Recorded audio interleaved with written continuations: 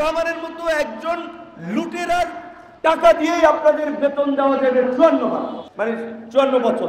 এই সরকার, অন্তর্বর্তী সরকার শিক্ষক সমাজের সমর্থনের কথা চিন্তা করে এই কমন জায়গা থেকেও 1000 কোটি টাকা সরকারের জন্য কিছুই না। আপনারা 1000 কোটি টাকা পুরো দেশের শিক্ষকদের বেতনে ব্যয় হবে।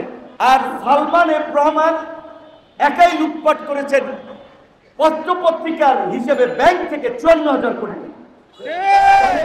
ওই সালমান এফ রহমানের মতো একজন লুটেরার টাকা দিয়েই আপনাদের বেতন দেওয়া যাবে 54 মাস, মানে 54 বছর আছে।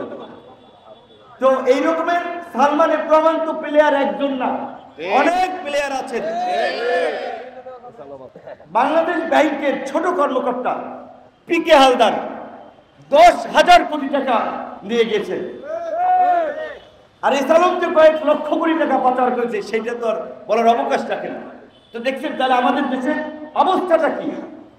কাজে আপনাদেরকে একটা বিষয়ে মনস্থির করতে হবে, ভবিষ্যতের জন্য চিন্তা করতে হবে। এই যে রাজনৈতিক সমর্থনে রাজনৈতিক দলগুলো ক্ষমতায় বসে চোরদেরকে অবাধ সুযোগ সুবিধা দেয়, আর তারা হাজার হাজার কোটি টাকা লুটপাট করে দেশেও রাখে না, দেশের বাইরে নিয়ে যায়। সালমান এফ রহমানের ছেলের বিয়ে হয়েছে, সেই অনুষ্ঠান হয়েছে কোথায়? ইটালিতে, ফ্রান্সে। ওখানেও ধরেন কয়েকশো কোটি টাকা খরচ হয়েছে। কিন্তু সালমান এফ রহমানটা তৈরি হয়েছে কোথা থেকে? রাজনীতির ফাঁক ফোকর থেকে। সরকারে যারা গিয়েছে, এমপি মন্ত্রী যারা হয়েছে, তারাই সালমান এফ রহমানের চালন।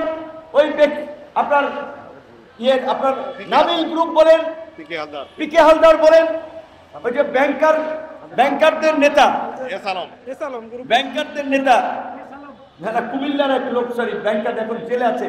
এক্সিম ব্যাংকের আগে চেয়ারম্যান ছিল, নামটা ভুলে গেলাম। এক্সিম ব্যাংকের চেয়ারম্যান ছিলেন, নাসা গ্রুপের মালিক, নাসা গ্রুপের একটা আপনাদের মনে নেই। তো এইরকম শেখ হাসিনার ক্যাশিয়ার হিসেবে পরিচিত ব্যাংকে বাংলাদেশের যে প্রাইভেট ব্যাংকগুলো, এই ব্যাংকার অ্যাসোসিয়েশনের নেতা ছিলেন। তাদের মাধ্যমেই শেখ হাসিনা নির্বাচন সহ আন্দোলন সংগ্রাম দমন করার জন্য পয়সা পাতি লাগলে কালেকশন করতো।